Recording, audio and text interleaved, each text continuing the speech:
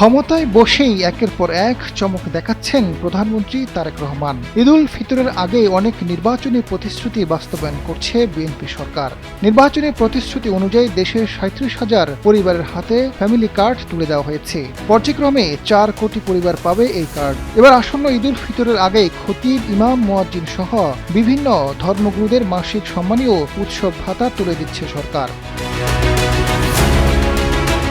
শনিবার সকাল ১০টায় রাজধানীর ওসমানী স্মৃতি মিলনায়তনে এই কার্যক্রমের উদ্বোধন করবেন প্রধানমন্ত্রী তারেক রহমান। গত বৃহস্পতিবার তথ্য সম্প্রচার মন্ত্রণালয়ের এক বিজ্ঞপ্তিতে এই তথ্য জানানো হয়েছে। মন্ত্রণালয়ের জনসংযোগ কর্মকর্তা ইমরানুল হাসানের পাঠানো বিজ্ঞপ্তিতে উল্লেখ করা হয়েছে, বরাদ্দ অনুযায়ী মসজিদের ইমাম থেকে গির্জার যাজকদের মাসিক সম্মানী ভাতা প্রদান করা হবে।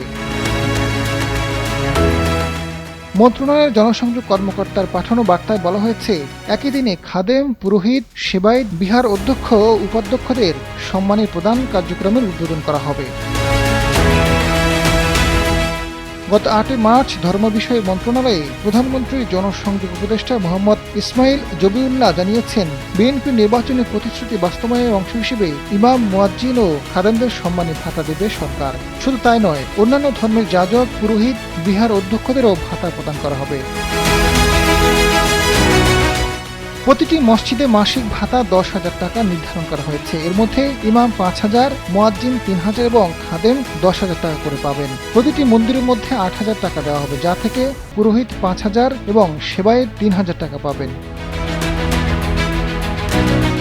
প্রতিটি বৌদ্ধ বিহারের জন্য ৮,০০০ টাকা দেওয়া হবে, যার মধ্যে বিহার অধ্যক্ষ ৫,০০০ এবং উপাধ্যক্ষ ৩,০০০ টাকা পাবেন। এছাড়া প্রতিটি চার্চের জন্য ৮,০০০ টাকা নির্ধারণ করা হয়েছে, যার মধ্যে পালক যাজক ৫,০০০ ও সহকারী পালক যাজক ৩,০০০ টাকা পাবেন।